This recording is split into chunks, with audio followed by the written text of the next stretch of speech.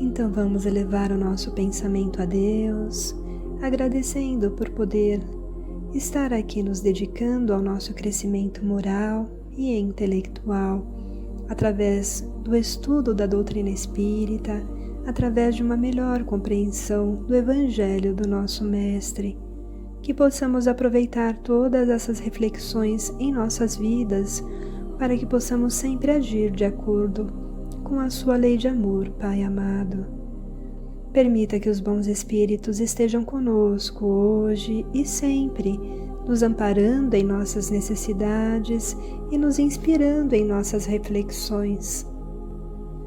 Que sejamos sempre acompanhados pelos bons espíritos e que a nossa conduta sirva de exemplo para aqueles que ainda estão equivocados.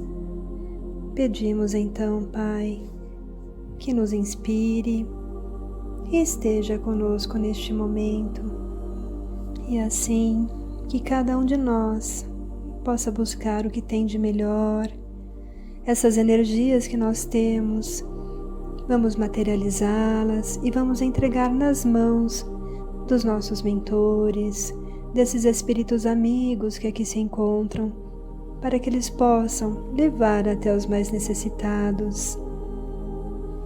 E assim vibremos por todos aqueles que se encontram dentro dos hospitais, muitas vezes desesperados pelos problemas que têm, para que eles possam também se sentirem amparados e abraçados. Que eles possam entender e buscar dentro da fé a esperança e a cura, se não for para o seu corpo físico, que seja para o seu corpo espiritual. Vibremos pelas famílias onde existe as dissidências, as dificuldades, para que a paz possa reinar dentro desses lares e que possamos nos unir dentro daquilo que nós escolhemos de aprender a amar todos os nossos semelhantes. Vibremos também pelos nossos irmãos desencarnados, para que possam buscar a ajuda e o socorro, sendo levados para um local melhor. Mestre Jesus, então neste momento nós te agradecemos pelo carinho e o amor que o Senhor nos dedica, onde possamos, durante esses momentos, entrar em contato consigo. Talvez não consigamos fazer exatamente tudo aquilo que nós podemos fazer de melhor para nós, mas nos fortaleça, Mestre querido. Nos relembre sempre os seus ensinamentos e nos faça conscientes que nós temos o poder de mudarmos, que nós podemos ser felizes, que nós podemos construir, que nós podemos ajudar, pois nós somos filhos do Pai Criador. Sabemos, Senhor, que a terra está para ascender nas escalas dos mundos, enquanto a depuração das almas acontece, com tribulações em todos os lugares. Os espíritos rebeldes procuram manter sua influência sobre as mentes humanas.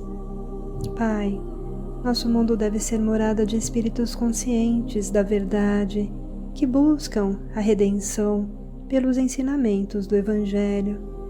Por isso, Senhor, nós pedimos a Tua proteção. Que assim seja, graças a Deus.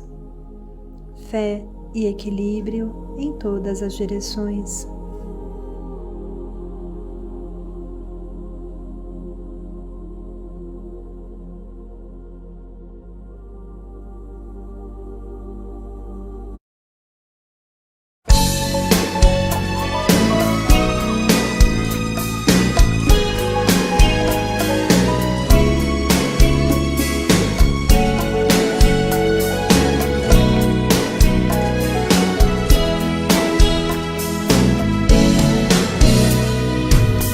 Vamos, Jesus, passear na minha vida.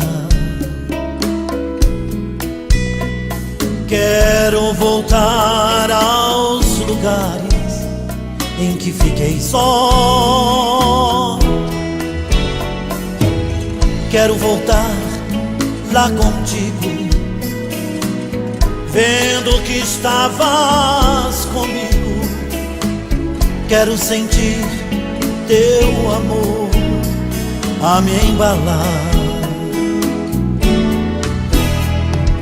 Cura, Senhor, onde dói, cura, Senhor, bem aqui. Cura, Senhor, onde eu não posso ir.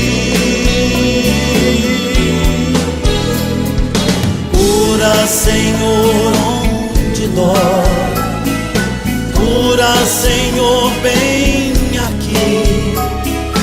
Cura, Senhor, onde eu não posso ir. Quando a lembrança me faz adormecer, sabes que a espada da dor entra em meu ser. Tu me carregas nos braços, leva-me com teu abraço. Sinto minha alma chorar junto de ti. Cura, Senhor, onde dói, cura, Senhor, bem aqui. Cura, Senhor, onde eu não posso ir. Cura, Senhor, onde dói, cura, Senhor, bem aqui. Cura, Senhor, onde eu não posso ir. Tantas lembranças eu quero esquecer, deixam um vazio em minha alma, em meu viver. Toma, Senhor, meu espaço, te entrego todo o cansaço.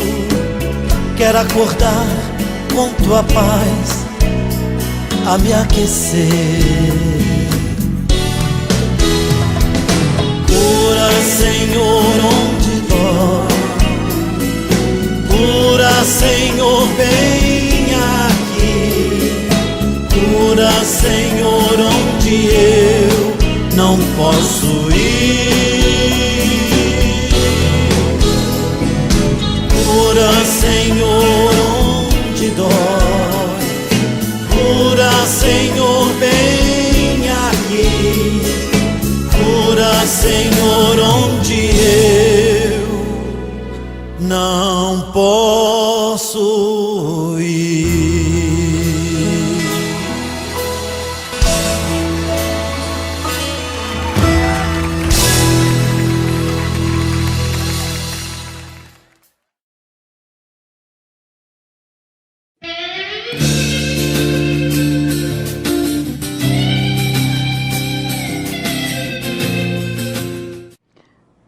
Olá, queridos todos, mais uma vez. Aqui nós estamos nessa segunda oportunidade de estar comunicando esse conteúdo precioso que Joana de Ângeles trouxe para nós através do livro Plenitude. É o capítulo 9 do livro Plenitude e que se chama Processo de Autocura. Hoje a gente vai falar um pouquinho sobre a base teórica dessa construção, desse caminho de construção da própria felicidade, da própria saúde, do próprio bem-estar. E vamos deixar para uma outra oportunidade uma série de tarefas para que vocês possam estar pondo em prática, treinando, aplicando, como nós estamos fazendo. Nós conhecemos o método de autocura no momento em que eu conheci o processo de autocura no momento em que eu tive câncer. Como já falei aqui na entrevista com a Yasmin, aquele bate-papo gostoso, eu já falei que quando eu tomei conhecimento desse conteúdo, eu vi que eu nem estava me ajudando, só estava me atrapalhando e que tinha muita coisa para eu fazer para me ajudar. Então é esse conteúdo que Joana de Ângeles compartilha conosco nesse seu texto. Se a gente perguntar para um grupo de pessoas aonde elas estão, se eu perguntar para você agora, aonde você está? O mais natural é que a gente responda dando o ambiente físico, o endereço de onde você está. Bom, eu estou aqui no Recreio, eu estou aqui em Bento Ribeiro, eu estou aqui nesse país, nesse lugar. Mas não é aí que a gente está. Então, aonde é que a gente está? Cada um de nós vive no ambiente que constrói pelos próprios pensamentos. Cada um de nós vive na sua casa mental. Por isso é possível que a pessoa esteja num lugar belíssimo, se sentindo absolutamente desconfortável, inquieto, angustiado, sem ver diante de si aquela beleza e muito menos sem se comunicar com aquela beleza, porque ela não está ali. Por outro lado, a pessoa pode estar num lugar muito simples, pode estar num lugar até complicado, mas se ela em seu pensamento está num lugar de beleza, está num lugar de saúde, ainda naquele lugar singelo, ainda naquele lugar complicado, ela vai estar bem, ela vai estar em paz. Então, esse lugar no qual a gente vive de verdade é o lugar que nós criamos com o nosso pensamento. Conceito que a gente, aliás, aprende do Livro dos Espíritos. Aonde está o espírito encarnado? O espírito está aonde está o seu pensamento. O corpo nós podemos largar numa cadeira, numa poltrona, num banco, mas o espírito está onde o pensamento está. E alguém tem o poder de mudar o nosso pensamento? Alguém tem o poder de fazer com que nós pensemos a nossa situação de maneira diferente? Alguém tem a capacidade de fazer com que nós pensemos as doenças, pensemos as perdas, pensemos as dificuldades existenciais de um outro modo? Nós podemos receber influências benéficas ou maléficas, dependendo do conteúdo. Nós podemos ser impactados por uma frase, por uma colocação, por uma imagem, mas só nós podemos mudar o ambiente dos nossos pensamentos. Então, a maneira como você pensa o seu momento de sofrimento faz toda a diferença. E só você tem o poder de mudar o seu ambiente de pensamento. O problema não está nas coisas que nos acontecem. Todos nós estamos expostos a uma sucessão de eventos agradáveis e desagradáveis, agradabilíssimos e terríveis. Todos nós, ao longo da nossa história, ao longo da nossa biografia, podemos ser expostos a esses momentos, a essas situações. Agora, o sofrimento, ou a alegria, ou até o desafio, vai depender do que eu penso sobre aquilo que está me acontecendo.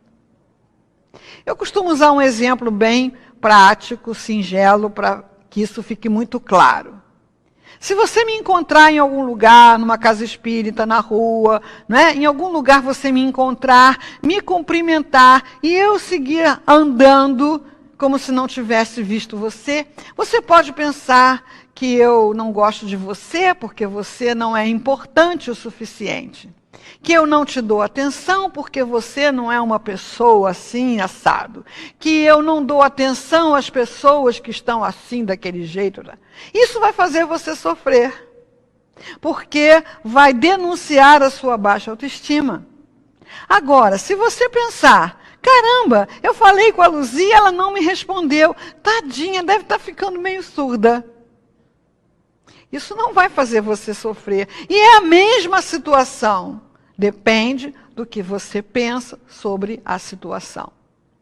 Mudanças mais radicais de maneira de pensar são possíveis. Por exemplo, nós sempre dizemos, quando o ente querido parte, que nós perdemos aquela pessoa. E a nossa vivência é de perda. Será que nós perdemos aquela pessoa ou nós fomos beneficiados pela presença daquela pessoa por aquele período? Nós ganhamos aquela pessoa por um período que desde sempre nós soubemos que não era para sempre. Se eu penso que perdi, é um grande sofrimento. Se eu penso que ganhei por um tempo, o pensamento é de gratidão. Então, que a gente possa, através dessa conversa rápida que a gente está tendo aqui, que a gente possa assumir o cuidado dessa nossa casa mental. Limpar, tirar os pensamentos que poluem, os pensamentos que comprometem, os pensamentos desnecessários que entulham os espaços, impedindo que coisas úteis possam vir a ocupar os espaços. Que nós possamos ser faxineiros do nosso pensamento, faxineiros cuidadosos, minuciosos. E que nós possamos, ao mesmo tempo, levar para essa nossa casa mental o que a gente gosta de levar para a nossa casa física. Nós gostamos de levar um objeto bonito para embelezar o espaço, nós gostamos de levar uma coisa que nos vai ser útil no dia a dia. Então vamos ver se aquele programa de televisão que a gente está vendo, se aquele livro que a gente está lendo, se aquela notícia que a gente está tendo contato, se aquilo é útil, se aquilo é belo, se aquilo vai ser bom para a minha casa mental, porque se não for, eu não vou levar, eu vou procurar outra coisa. Então, o nosso pensamento é nosso. Ninguém tem o poder de mudar o nosso pensamento, a não ser nós mesmos. Mas nós precisamos acreditar que aquilo que a gente pensa está em contínua troca com as nossas células, com o nosso corpo, e passar a cuidar desse pensamento com muito carinho. Uma coisa que a gente também tem da experiência. Quando a pessoa tem um diagnóstico de câncer, por exemplo, geralmente ela pensa que vai morrer. Não tem jeito, vai morrer. Cada tipo de câncer tem a sua taxa de mortalidade. Cada vez mais as terapias vão tendo mais sucesso e essas taxas vão melhorando. Mas, geralmente, um câncer pode ter 50%, 70%, 30% de chances de cura. Eu posso pensar, nada me impede de pensar, que eu serei um desses 30% que vai se curar. Então, nós precisamos estar atentos à nossa casa mental, porque é nela que nós estamos vivendo o nosso momento de sofrimento. E se essa é a minha casa mental, e sou eu que a coloco, que a pinto, que a decoro, que a abasteço, quem escolhe o que vai e o que não vai, o que precisa ser levado e o que precisa sair. Então, o pensamento é a base do trabalho da autocura. O pensamento, o cuidado, a vigilância do pensamento. Aí as pessoas querem que a gente dê dicas, soluções mágicas. Olha, eu quero mudar meu pensamento, mas eu não consigo.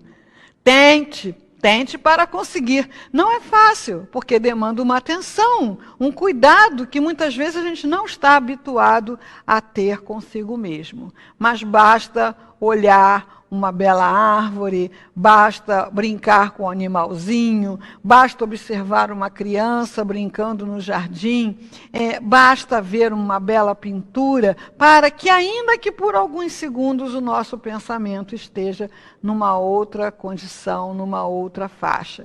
Então, que até o nosso próximo encontro você possa ser um cuidadoso faxineiro, um cuidadoso jardineiro, um cuidadoso administrador da sua casa mental. Então, as nossas próximas conversas irão trazer outras informações, outras propostas, para que a gente possa, na qualidade de chefe da equipe, dar continuidade ao nosso processo de autocura. Muita paz.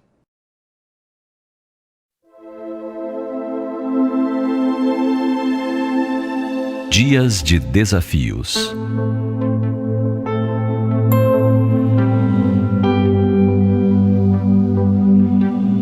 Quem de nós não desejaria que a existência transcorresse à semelhança de um rio calmo, onde a barca de nossa vida se ingrasse por águas tranquilas e serenas? Todos temos o desejo de que na vida os embates não surjam, as dificuldades não se apresentem e as dores não ocupem espaço em nosso caminhar.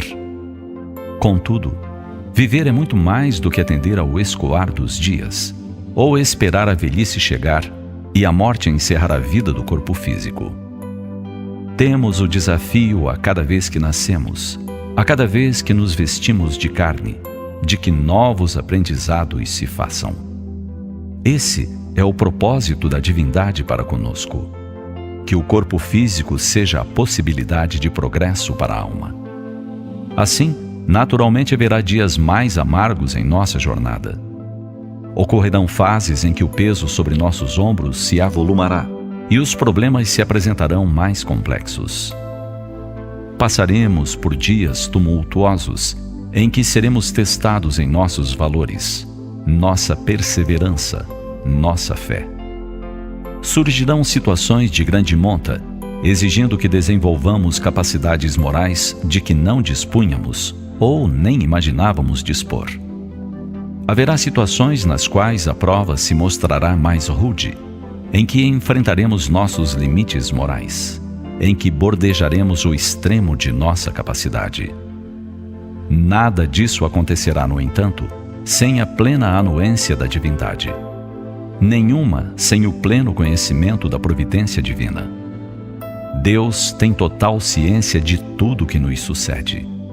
Nada que nos ocorra é inútil ou destituído de alguma razão, mesmo que de momento não consigamos entender o propósito. Contrariando o adágio popular, podemos dizer que Deus escreve certo por linhas retas. Nós é que somos algumas vezes os míopes, que não conseguimos ver o amor e sabedoria de seus desígnios. Assim, se os dias se mostram desafiadores, ali está a bondade de Deus nos oferecendo o aprendizado. Para alguns, o desafio é lidar com o retorno do ser amado à pátria espiritual, deixando o rastro das saudades e uma imensa ausência. Para outros, é a dor, a doença, as deformidades, as limitações físicas que chegam inesperadamente, provocando desequilíbrio em seus dias. Para muitos, é a família se desarticular pela inconstância de uns, despautério de outros, desestruturando relações de alegria e fraternidade.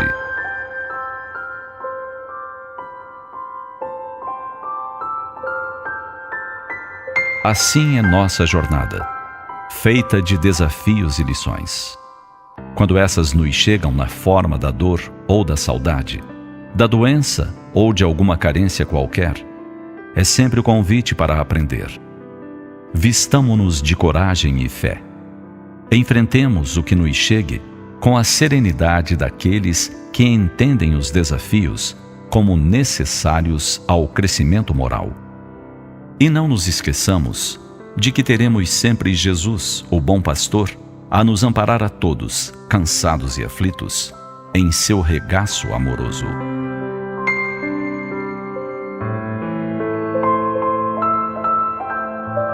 Os desafios existenciais fazem parte da vida.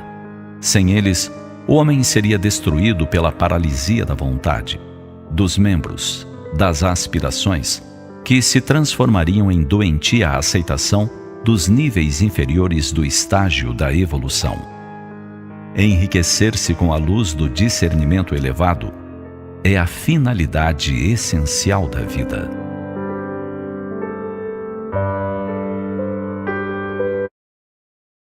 Reflexão da semana. Do livro Vitória sobre a Depressão, escrito pelo médium Divaldo Franco, ditado pelo espírito Joana de Ângeles. O assunto de hoje, para nós refletirmos, seria sobre viver com alegria. É possível nós vivermos com alegria? Sim. Quando? Quando o amor se instala em nós. A alegria de viver se expressa de uma maneira tão brilhante.